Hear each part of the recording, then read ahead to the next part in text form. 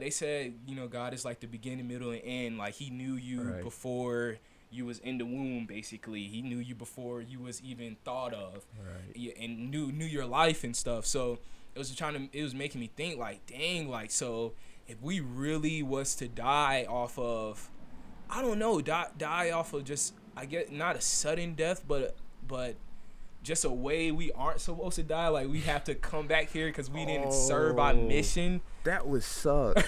I wouldn't. I'm sorry, man. I don't want to do that again. I Oh, wouldn't like even shoot. reincarnation. Like I would not want to be reincarnated, Yeah. or at least not in this reality. I don't want to come back. Like I want something different, and it would be scary the fact that what if we lose our consciousness of knowing that we even got reincarnated?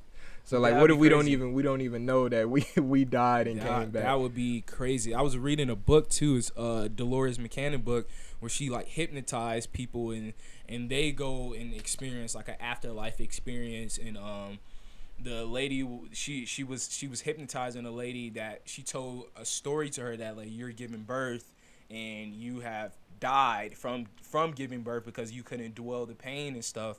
So she, the lady, the patient that's being hypnotized, she's explaining like what she's going through and stuff like that. She's like, my body feels light, like I feel like What? the people in the waiting room and in the hospital is like sad that I died, but like I feel amazing. Like I don't tie to those emotions. But she ended up saying like, okay, I have to go back now. I have to go back because I could take that much pain. It was all in my mind and stuff Right. like that. Basically, my mind killed me in a way. Like I can take that much pain. So she's like, I have to go back. So what if like what if you're unconsciously like saying, yo, I have to go back, just because you're like in this, you're not this body anymore. You're not this. Right. You don't You're have the this spirit. mind. Yeah. You're in a whole higher level of consciousness to where you think completely different to how you thinking now. And it would be weird just coming back, and especially probably living through somebody else.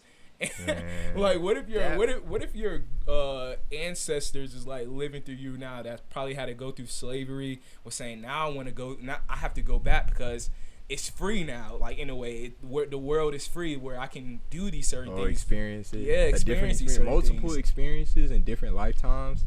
I guess that could be cool. But still, I kind of want to do a different experience. Like I don't want to be. I don't know. The human experience.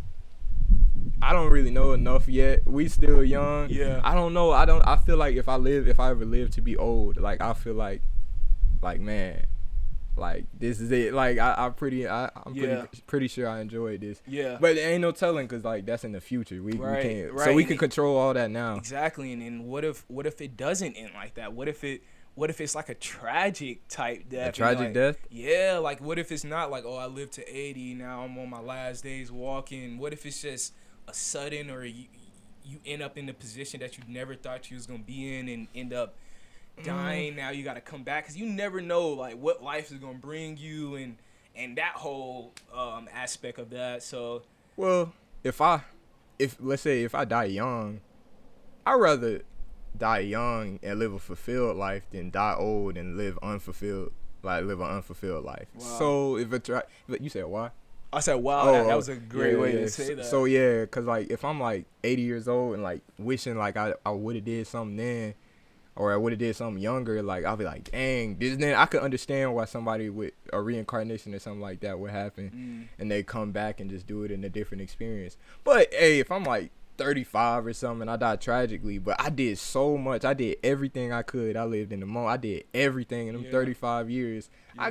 I couldn't even be mad. Yeah, Like I'd be satisfied with that. that would be so dope. That would be so dope. I know, like in specifically like in the Bible and other teachings where they say like, okay, when you die, you know, they automatically say like the heaven is the sky. So you go to heaven, but there's more levels that you're going to, just cause like it says like in every book, you read it everywhere, like we're infinite beings, like Right. type stuff. And we're infinite beings, so like we never really die. Like our souls never die. Like our souls is going to be living forever, which is so dope to think about. Like, yo, like, okay, you know, I gotta wear a mask and stuff right now, but like, yo, like I get to live forever. Like I have eternal life, you know, and you go to like different levels of heaven and stuff like that. Like in one of the episodes of the Midnight Podcast with Duncan Trussell, he's having a conversation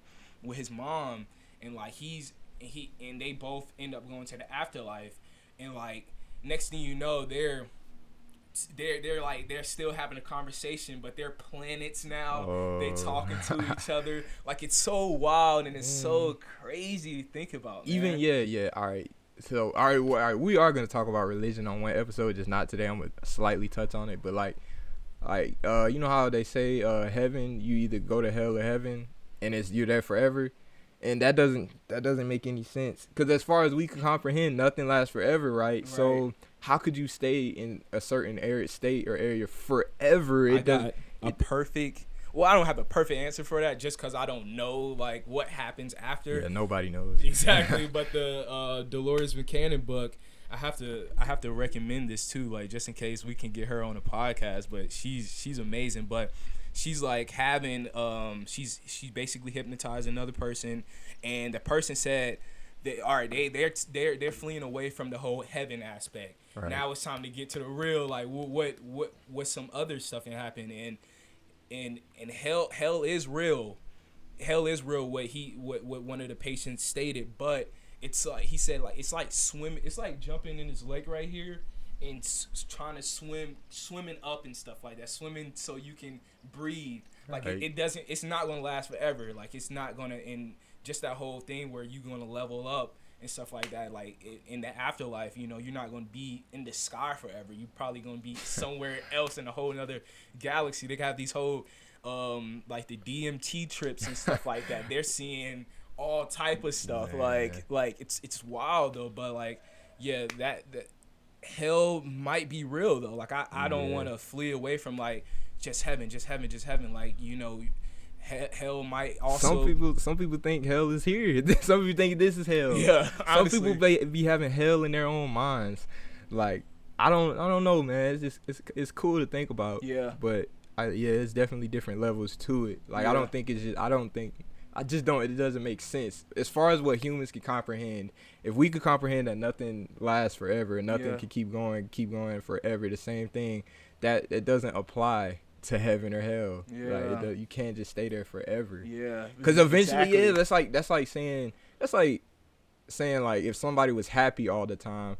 Like, that's a lie. Because if you're happy all the time, you're not. How do you even know you're happy? Like, that doesn't. You can't even know. You wouldn't know. Like, if everybody was the same, how would you even know that everybody was the same? Yeah. If it's the same, like, you wouldn't know. There has to be something different. Yeah, and what's so good about, like, the teachings of the Bible and stuff like that, it's not like I'm a pastor out here or anything, but, like, it spreads a lot of knowledge and stuff like that, where it says like God doesn't look at us from a person like this flab of meat, you know, but he looks at our souls, and our souls is a pureness in us, you know. He doesn't look at, you know, necessarily the stuff that we did and stuff like that, even though he does, and he probably is gonna, or the universe is probably gonna respond to you like in some type of judgment, but the universe knows, the universe, God, whatever you believe in, it knows your true soul. It knows your true well-being, like what's really within,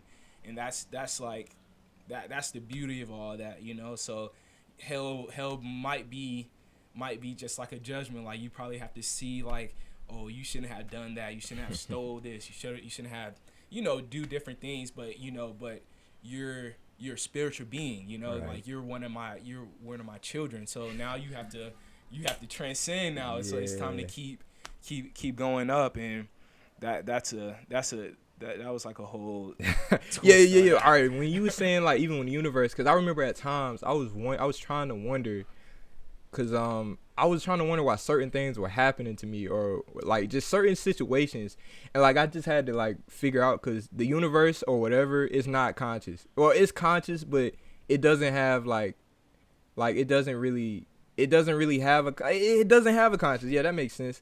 Cause like it's not gonna feel bad for you or anything. Stuff just happens. Like it just happens. Yeah. Like even with the law of attraction, like whatever happened, like I can't even explain this right. Like, this sounds so fire too. All right, let me get it right. So with the law of, so when you're attracting certain things in the universe will respond to you when you attract certain things. Right. So even if you don't attract anything, stuff will still happen. It just depends on how you respond to it. Exactly. So yeah, that's just how the universe, how it kind of works. It may be different for me and you, right? But how you respond to certain situations, like that gets you your results, or how you cope with certain things. That's so true, and that can perfectly lead into why I became, you know, spiritual, well, quote unquote spiritual, but like why I look at life as a, like, I do my routines in life is like, it's completely different, you know, from like the whole, you know,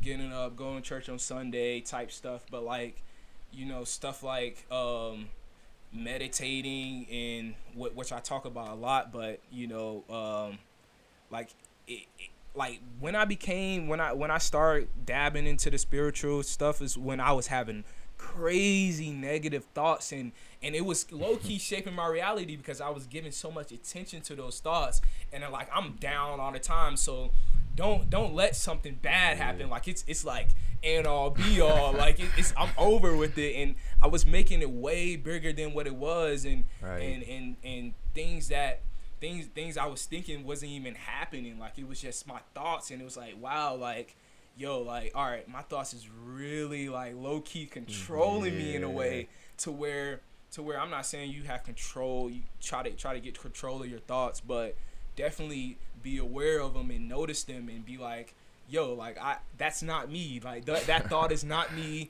This situation is not me. These decisions aren't me. You know, this is just the external things that's happening and stuff like that.